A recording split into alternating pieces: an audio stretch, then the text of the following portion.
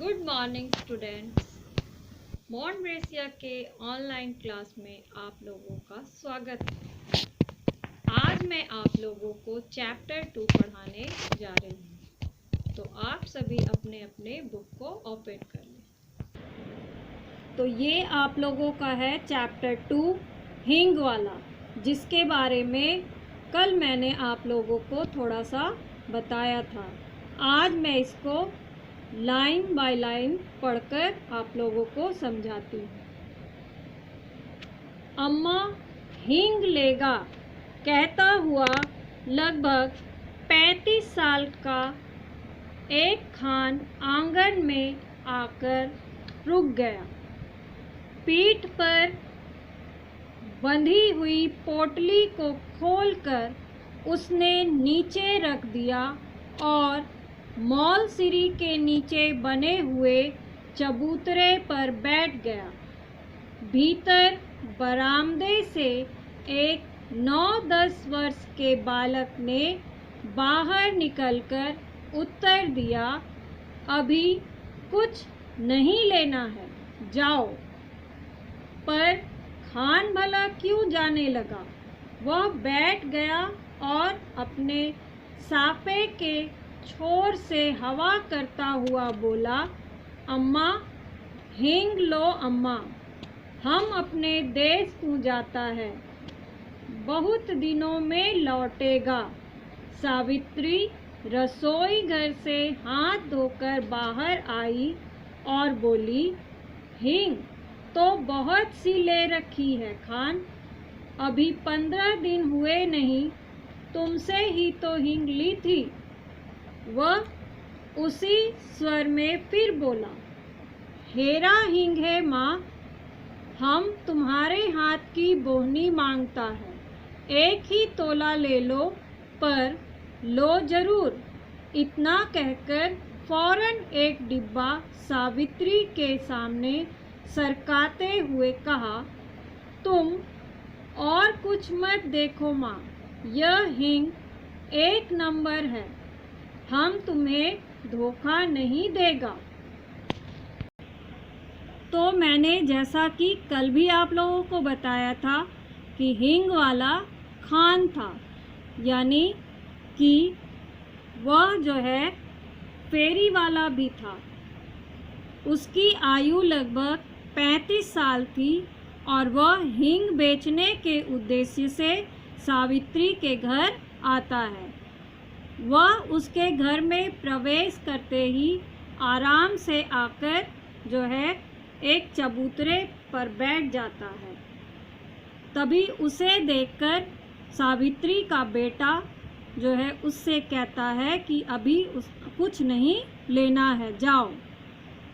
पर खान उस बच्चे की बात का कोई जवाब न देते हुए वहीं पर रुका रहता है। उसे प्रतीक्षा थी सावित्री की, क्योंकि वह जो है सावित्री के हाथों की बोहनी चाहता था। यानी कि वो जब हींग बेचने निकला है तो वो चाहता था कि सबसे पहले उसकी हींग को सावित्री खरीदे। लेकिन सावित्री भी जब उसकी आवाज़ सुनकर बाहर आती है तो वह यह कहती है कि अभी 15 दिन पहले ही मैंने तुमसे हींग खरीदी थी और अभी मेरे पास पहले से हींग जो है वो पड़ी हुई है। पर खान जो है वो मानने के लिए तैयार नहीं होता।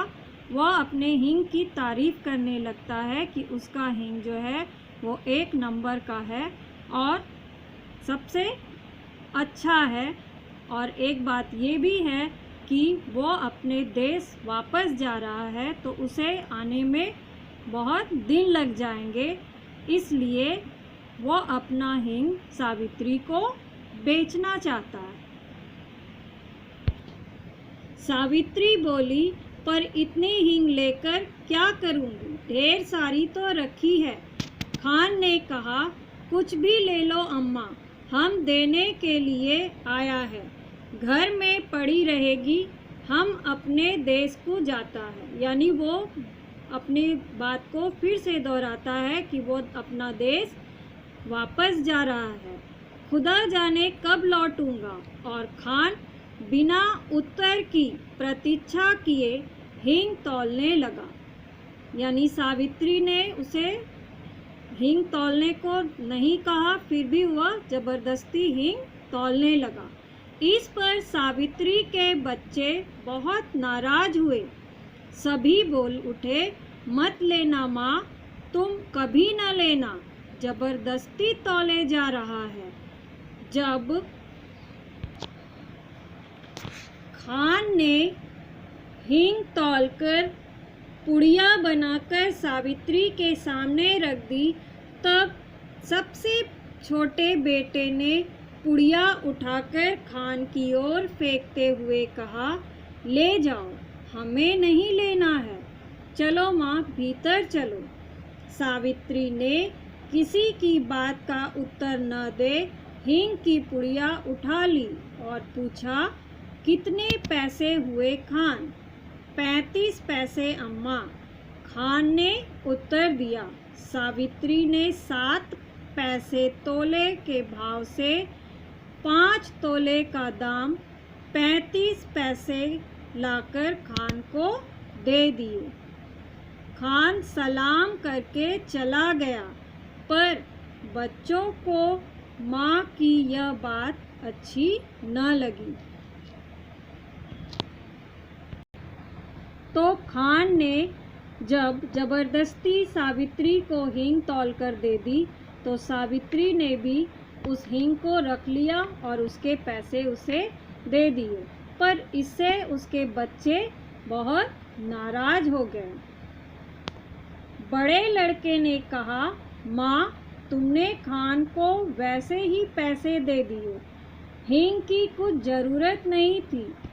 छोटा माँ से चिढ़कर बोला, दो माँ, 35 पैसे हमको भी दो, हम बिना लिए न रहेंगे।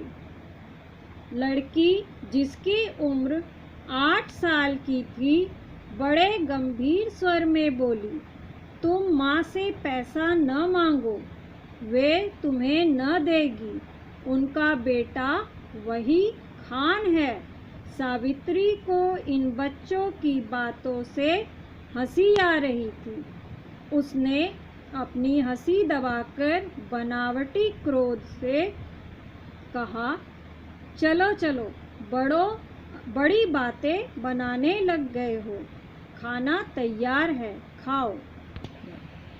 सावित्री के 3 बच्चे थे। उसमें बड़े लड़के ने माँ से कहा कि माँ, तुमने जो है वैसे ही खान को पैसे दे दिए हैं, हींग की तो हमें ज़रूरत थी भी नहीं। और छोटा लड़का जो पहले से ही जो है चिढ़ा हुआ था, उसने माँ से कहा कि तुमने 35 पैसे जो खान को दिए हैं, तो हमें भी 35 पैसे दे दो। इस पर उसकी बहन भी उस अपने भाई का साथ देते हुए कहती है कि तुम माँ से पैसे मत मांगो, माँ का असली बेटा तो वो खान ही है। तो आज आप लोगों को मैं यहीं तक बता रही हूँ। इससे आगे जो कहानी है उसे मैं कल पढ़ाऊँगी, और होमवर्क आपका यही होगा, read up to dot. Thank you.